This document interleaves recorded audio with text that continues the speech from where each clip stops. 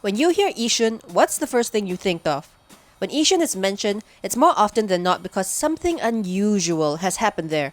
Again, among Singaporeans, thanks to a lot of stories online, we know it as where the weird stuff happens. So the town does have a pretty quirky reputation today. シンガポールで最も危険な場所、興味ありませんか？はい、ということで今日僕ここイーシュンに来てます。But it's got a fascinating past as well. In fact, based on its history, we'll go so far as to say that despite all its eccentricities, Yishun is actually a great example of Singapore, and here's why. 1. Nature. Singapore has a reputation for being a garden city, filled with lush green spaces despite being tiny. If there's one neighborhood that appreciates nature, it's Yishun. In its early days, it was a pineapple and rubber plantation. But Yishun's earlier claim to fame really begins with the humble pineapple and this guy, Lim Nee Soon. Wait, Nee Soon? Yishun? They sound similar. Coincidence? Nope, not really. Lim Nee Soon was basically a rubber and pineapple tycoon. His business was so successful, he got the name Pineapple King.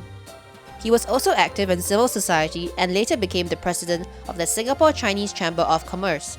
He was also one of the founders of the Chinese High School. For all his contributions, Nee Soon Village was named after him, and today, that village has developed into the town now known as Yishun. And where pineapple plantations once stood, there are now 2 reservoir parks, the world's only live turtle and tortoise museum, and a hot spring park.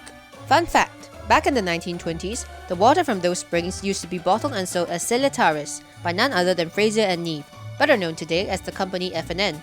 So, it's not too far of a stretch to say that Yishun is a garden town in a garden city. 2. Multiculturalism. Singapore has always had an emphasis on embracing a broad range of faiths and cultures. Our country is home to a variety of religions, and Yishun is no exception. Here you'll find a diverse array of churches, mosques, and temples, catering to worshippers of many different beliefs. Lots of these temples started off as smaller shrines in villages, and there's one notable example located here, in 523 Yishun Industrial Park A. This temple is special because it houses 2 religions under one roof. The story goes that the Chinese temple was first established in Hup Chun Cake Village, and the Hindu shrine was later built close to it. Both of them were dedicated to guardian deities, and so eventually shared their worshippers. In the 1980s, Hup Chun Cake Village, which was located near Nee Soon, underwent redevelopment, and so the temple, along with both religions, all moved to Yishun. Today, it stands as an example of Singapore's long history of multiculturalism. 3. Going global. Singapore not only accepts but also attracts people from all over the world, and we're a teeny bit obsessed with being a global city. Our nation is constantly striving beyond its reputation as the Little Red Dot. One indicator of that effort is hosting major international events like the Grand Prix.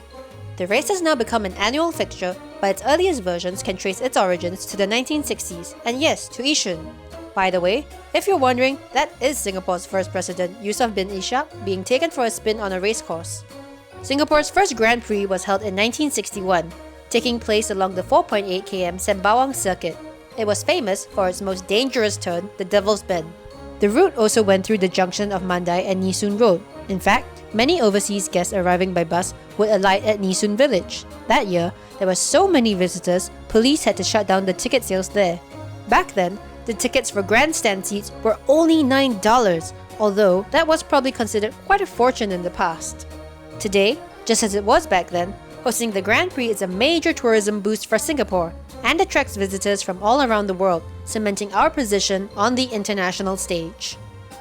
Yishun's development as a town reflects Singapore's progress as a nation, and it's just one neighborhood full of surprising history. So hopefully, the next time you think of Yishun, it won't be just for how eccentric it is. Every place and everyone has a story. Find yours. It could be right around the street corner.